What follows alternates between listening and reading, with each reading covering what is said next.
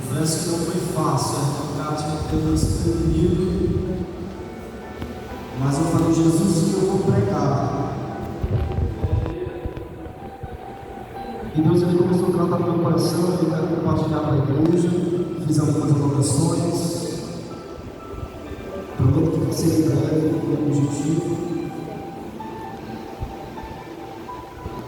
Levíticos capítulo 6, versículo de número 8, inicia-se assim: falou mais o Senhor a Moisés, dizendo: dá ordem a Arão e a seus filhos, dizendo: essa é a lei do holocausto. O holocausto será queimado sobre o altar toda noite até pela manhã, e o fogo do altar arderá nele. E o sacerdote vestirá sua veste de linho, vestirá as calças de linho sobre a sua carne, levantará cinza quando o fogo houver consumido o holocausto sobre o altar e a porá junto ao altar. Depois espiará suas vestes e vestirá outras vestes e lavará cinza fora do arraial para o lugar limpo. Versículo 12: o fogo, pois, sobre o altar arderá nele, não se apagará, mas o sacerdote acenderá lenha nele cada manhã. Sobre ele porá em ordem o holocausto, sobre ele queimará a gordura das ofertas pacíficas. Versículo 13, a igreja: o fogo arderá continuamente sobre o altar e não se apagará. sobe aqui. Glória a Deus. Oremos mais uma vez, do jeito que vocês estiveram precisando levantar. Deus, obrigado, Deus, por esta oportunidade. O propósito dessa oração não é de fazer uma oração da tua serva de maneira nenhuma, Senhor, é apenas contribuir, meu Deus, pois eu entendo que a igreja do Senhor, a mensagem provém do teu Espírito. Então, Deus, eu me rendo ao Senhor, meu Pai, em desejos, em pensamentos e vontades, que os meus lábios venham falar unicamente a tua palavra. Abençoe este lugar, meu Pai, repreender toda seta, obra maligna, em nome de Jesus. E a igreja confirma isso, diz amém. Glória a Deus. Irmãos, Levíticos é mais um meu livro inserido nesse vasto campo do cano das Escrituras Sagradas. Levíticos é, na verdade, um manual de regras que contém leis, direitos e deveres, sejam eles civis, ou seja, congregacional, ou sacerdotal, para os líderes da congregação. E o propósito do livro de Levítico é revelar a santidade de Deus para o seu povo, por intermédio dos seus atributos. Em outras palavras, Deus é um Deus santo e deseja que sua congregação também seja santa, pois a palavra não muda. A mensagem continua sendo: sede santos, pois eu sou santo, diz o Senhor. Deus ele zela pela sua santidade. Somente a palavra santidade, irmão Cátia, aparece 87 vezes no livro de Levíticos. A palavra purificação 73 vezes. E não diz, irmão Silva, 120 vezes. Essa é uma verdade que nos ensina a primeira lição, que o pecado é uma realidade, mas a verdade que superabundou o pecado é a graça do nosso Senhor Jesus. E é somente por intermédio de Jesus que aprendemos essa realidade, pois Jesus, ou o plano expiatório de Jesus, Levíticos é a sombra daquilo que em Cristo se tornaria realidade. Ou seja, quando lemos Levítico, encontramos fundamentos teológicos que confirmam a obra de Jesus. Por isso, essa é a importância de se ler Levíticos. Pois bem, e como todos nós conhecemos o autor foi Moisés, e é no capítulo 1 que Deus começa a ditar leis para Moisés. E essa lei ela é conhecida como a lei cerimonial, pois as leis do Senhor se dividem em 3 categorias. lei moral, lei civil e a lei cerimonial. E é no livro de Levíticos que encontramos a lei cerimonial. E toda essa lei aponta para a obra de Jesus.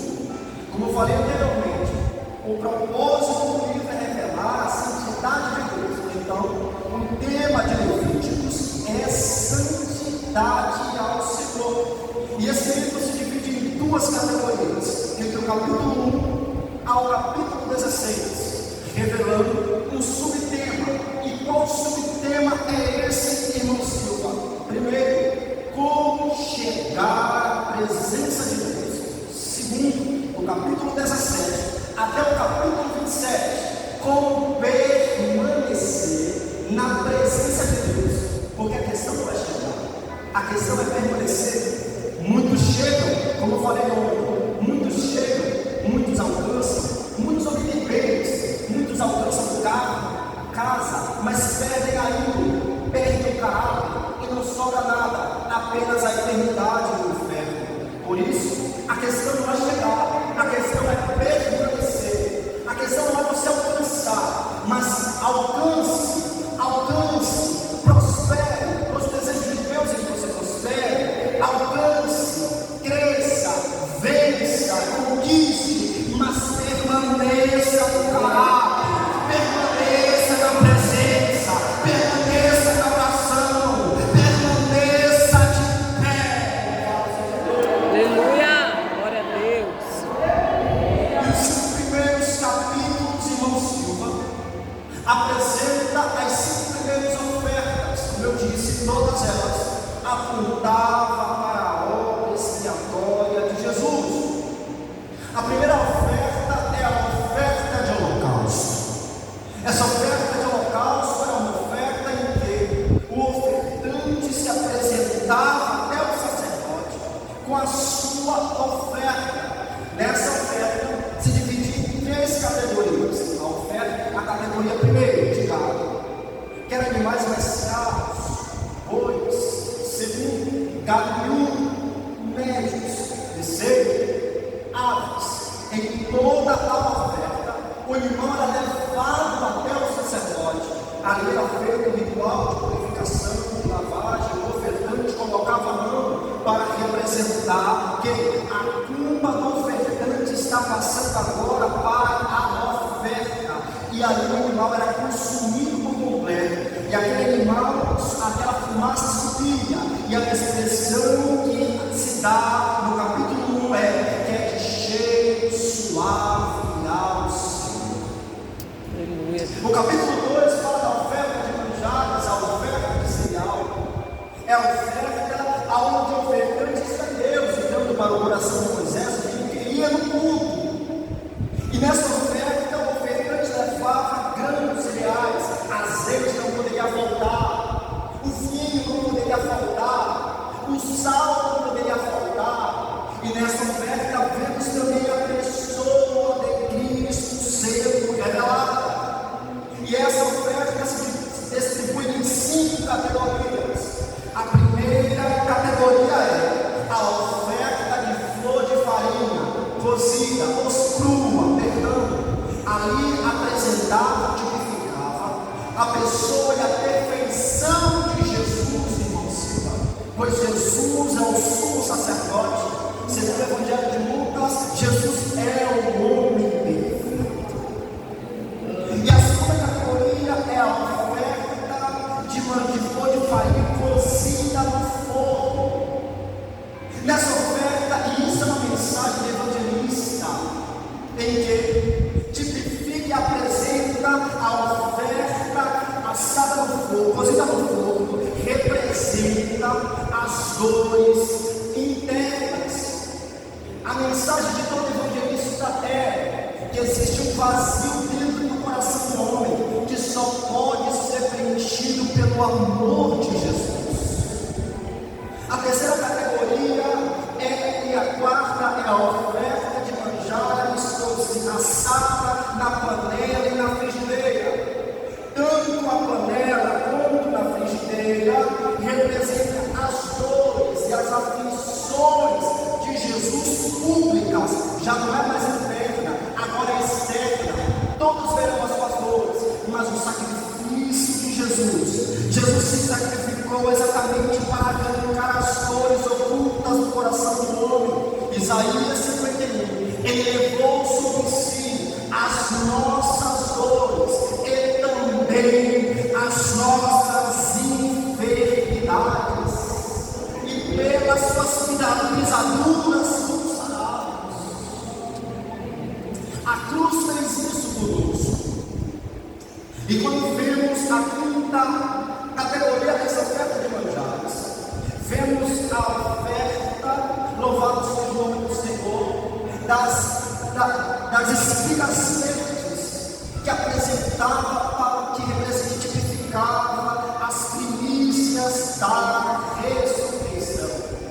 Ou seja, Cristo foi crucificado pelas dores ocultas do homem. Mas Cristo não somente foi crucificado. Tem muita gente que prega um Cristo morto, crucificado, mas o nosso Cristo está vivo. Você não entendeu, o nosso Cristo está vivo. Você foi curado, não é somente pelo sangue, porque senão o livro de Levítico seria muito sanguinário, mas é a vida que está no sangue, é a vida que Jesus estava no seu sangue, era a vida.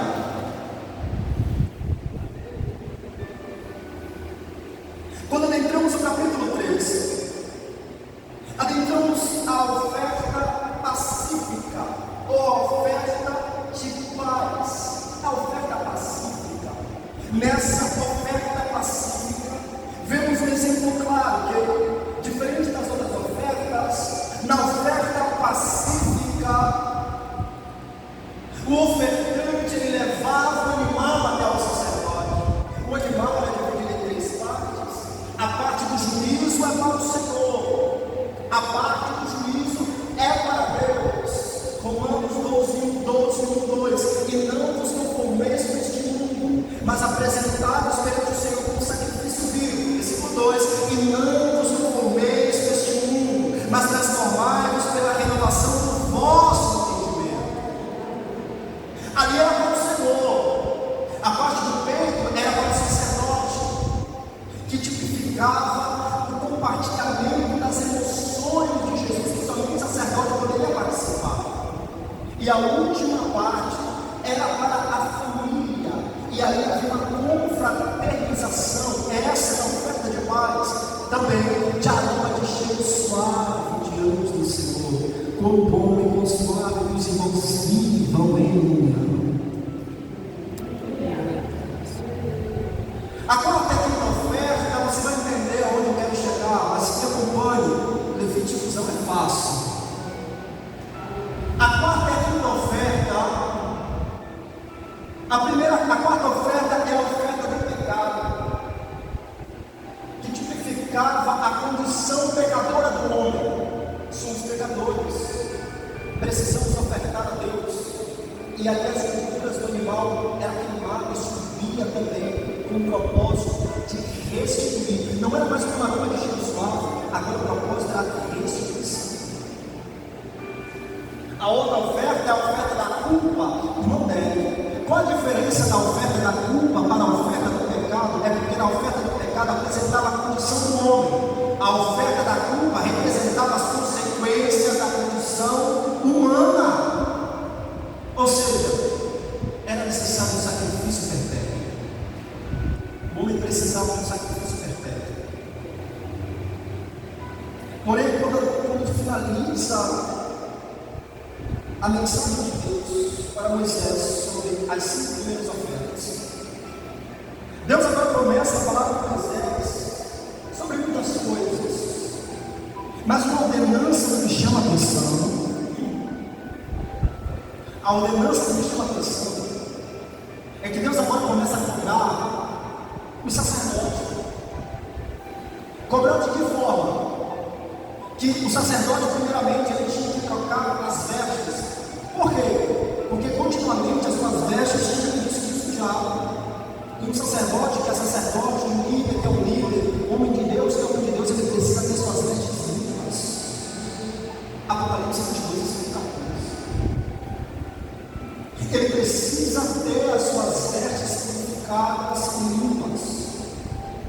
Deus começa a falar sobre as vestiduras, Deus começa a tratar sobre os filhos de Arão, que é a referência na casa do Senhor, na combinação de Deus.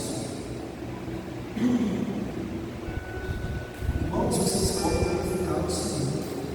Aleluia, Deus. A mensagem é totalmente distorcida. O nome do Senhor está sendo glorificado e exaltado.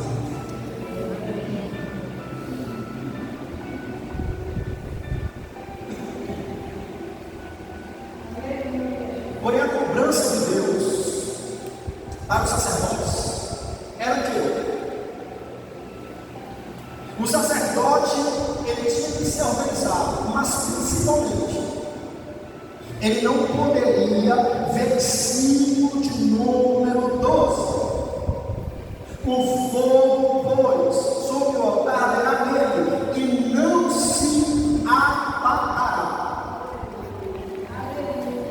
Ou seja, é uma ordem de Deus, o fogo não pode ser apagado.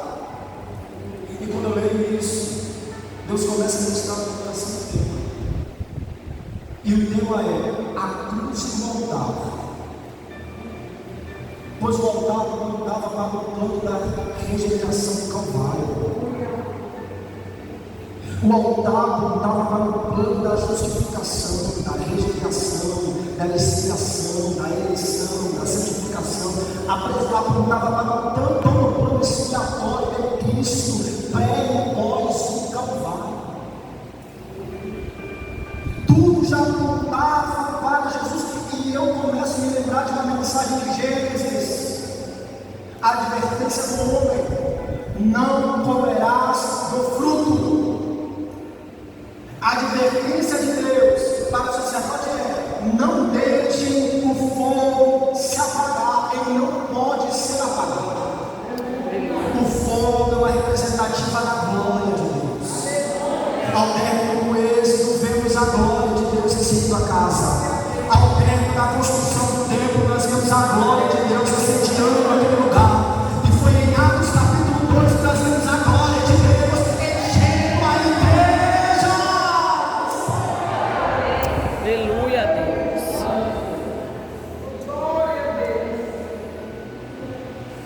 Porém, havia uma advertência: não pode. E quando há advertência, é um sinal que poderia haver uma quebra de conceito, irmãos. E se há uma quebra de conceito, a responsabilidade é humana, não de Deus. E o homem tem que ter maturidade em relação a isso. A responsabilidade não é do homem, não é de Deus, é do homem.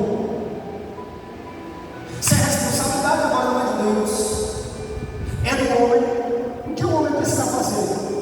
Se arrepender. Mas antes do arrependimento, Deus chama Bacacá. Eu anotei aqui em 2 Samuel capítulo 11. Davi estava em adultério, Davi estava no pecado, reinando hipocritamente no pecado. Davi, homem segundo o coração de Deus, no pecado. Aí o que Deus faz? Segundo os historiadores dizem que Davi reinou 1 ano no pecado. Estava tudo certo, estava crescendo, tinha sorriso estampado, mas a mulher não era dele. Não era dele. E ao término do ano, Deus levanta o profeta Natan para despertá-lo do seu pecado. Em Juízes capítulo 14, Deus ele chama a atenção de Sansão. Mas antes de chamar a atenção dele, porque tudo estava mostrando a atenção de Deus para Sansão. Somente se Sansão fosse tolo para não ver os sinais. Sansão estava multiplicado pela paixão, que diferente do amor, a paixão é cega, é desenfreada. O amor é racional, você sabe o que você sente. Mas por conta do pecado e por conta da iniquidade, que é o pecado praticado várias vezes, Sansão peca, Sansão cai. Por consequência do seu pecado, seus olhos são vazados. Ou seja, aquilo que o atraía, agora ele está sendo ferido por aquilo que ele atraía. Cuidado. Precisamos precisa ser severo contra o pecado. Com o pecado não tem risadinha, com o pecado não tem gracinha, com o pecado não tem foto, com o pecado não tem toque de mão, com o pecado não tem amizade. Ou você é severo contra o pecado, ou o teu pecado vai destruir você, vai envergonhar você. Cuidado. Aleluia, Deus. Cuidado. E mediante tantos sinais, tantas advertências bíblicas, por que muitas pessoas têm se afastado do Senhor? Por que muitas pessoas acham motivo de ser desviados dos caminhos do Senhor? Por que muitas pessoas acham motivo de escolher o mundo ao escolher o altar? Por que muitas pessoas escolhem o caminho do precipício a não ser da cruz? Por quê? E eu quero compartilhar 3 tópicos e entrego no microfone. A primeira coisa que eu aprendo é que muitos têm deixado o fogo se apagar de suas vidas. Porque primeiro, esqueceram de onde saíram. Repita comigo, esqueceram de onde saíram. Esqueceram. De onde você saiu? De onde você veio? Lembra da mensagem dos tripulantes para Jonas? De onde veio? De que povo és tu? Lembra? É a mesma coisa. É se esquecer de onde eu vim. De onde você veio, você esqueceu. Você estava no lamaçal do pecado. Você estava no bar, você estava quase morto, quase enferma, quase pegava uma AIDS, quase morria no pecado, quase morria assassinada ou assassinado, quase sendo atropelado, mas a mão de Deus te livrou. Você não entendeu, mas a cruz de Cristo te encontrou, o sacrifício olhou para você e falou: foi por você, foi por você, foi por você.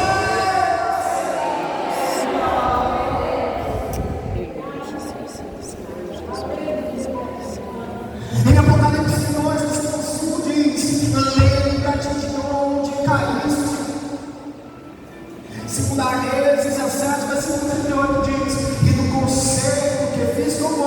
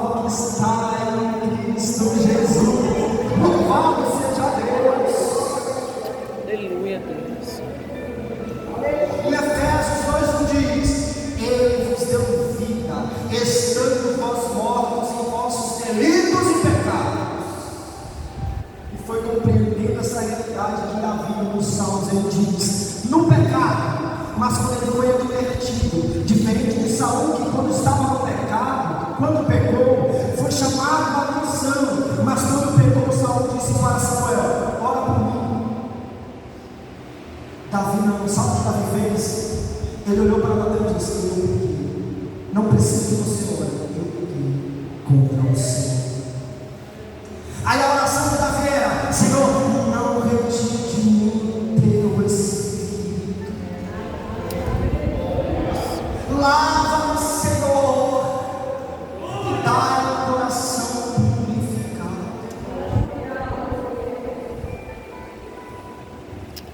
Glória a Deus.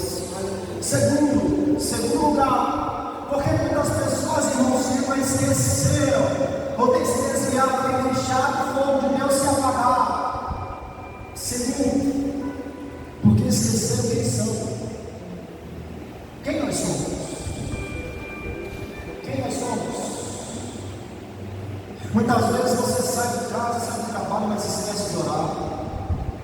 Pela correria da vida, às vezes nós nos perdemos. Mas o hábito, a constância, a falta da oração, a falta da Bíblia, a falta do alimento, vai transformando você em uma pessoa que você não é.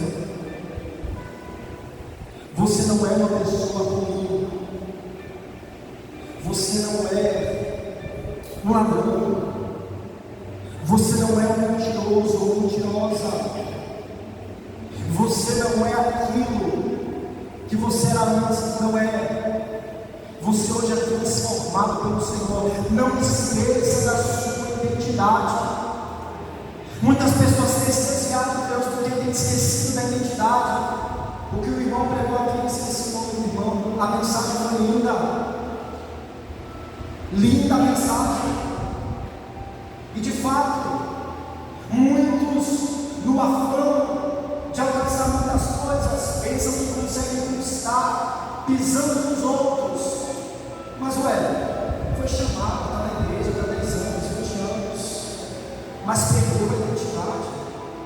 A mensagem de Deus nessa noite para quem quer voltar a acender a lareira, o fogo do Espírito dentro da alma, lembra-te quem é você. Quem é você? Você é uma mulher de oração, você é um homem de oração.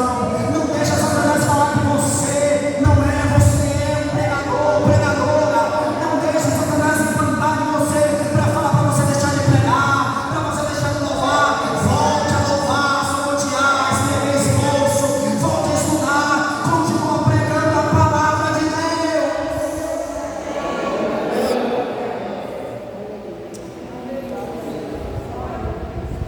Em Gálatas 3, 27 a 29 diz: hoje não há judeu, nem grego, escravo, nem homem, nem mulher, pois todos somos um em Cristo. 2 Coríntios 5, 17 diz: pois se estamos em Cristo, nova criatura. Efésios 4, 22 a 24 diz: vocês foram ensinados a despir do velho homem, que se corrompe todos os dias por desejos e engano. Mas nós temos que se revestir do novo homem, criado à semelhança e em santidade e também justiça proveniente de Deus. Quem nós somos? Quem você é? Irmão Hélio, que de fato eu esqueci de onde eu vim. Eu esqueci quem eu sou. O que eu preciso fazer? Volte para a presença do Senhor. Volte a orar. Volte a meditar nas Escrituras. Volte a meditar sobre a obra de Jesus. Levíticos é um dos livros do Antigo Testamento que mais revela a obra de Jesus para a igreja. Volte a ler as Escrituras.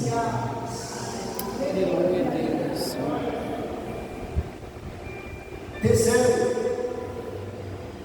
porque muitas pessoas deixaram que o fogo se apagasse, esqueceram para onde foi. Deus me deu os fogos, eu chegando em casa do meu pai. E eu comecei a cantar. Comecei a estudar essa mensagem de Jesus quase 2 meses atrás. Não tinha jeito para pregar, não tinha convite para pregar, mas essa mensagem tinha destino hoje. Essa mensagem está no seu coração. O Espírito preparou essa mensagem para você. Porque muitas pessoas deixaram que o fogo se apagasse de suas vidas, porque terceiro lugar, esqueceram para a honra. Lembra-te, irmão. Lembra-te, irmão. Nós estamos aqui, mas não somos.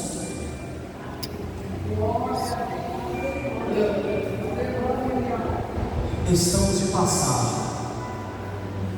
Somos peregrinos. A mensagem continua sendo: não acumuleis tesouro na terra, onde a traça e a ferrugem do sono, ladrão, roubo e mina. Acumulei tesouro do céu.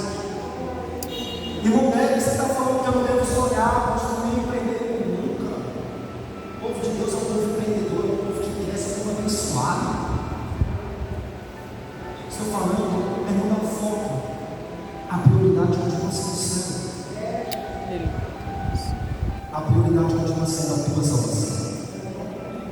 A prioridade continua sendo a salvação da tua família.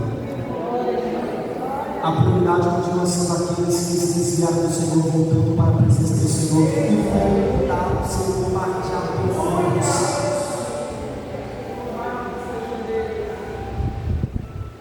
E para aqueles, quem quer ir para o céu? Aleluia, Deus. Para aqueles que querem ir para o céu, para aqueles que sabem que o destino é o céu, Deus tem uma mensagem. E a mensagem está em Apocalipse 21:22. A cidade do Cordeiro não precisa de sol nem de lua, pois a glória de Deus é a sua lâmpada. Salmo 16, verso 11. Tu me farás ver o caminho da tua presença, pois a plenitude de alegria. Aleluia, Deus. Somente a presença de Deus pode transformar você por completo. Então, não esqueça de onde você saiu. Segundo, lembre-te de que você é hoje. Terceiro, foque. O seu foco continua sendo o Senhor. Coloque-se.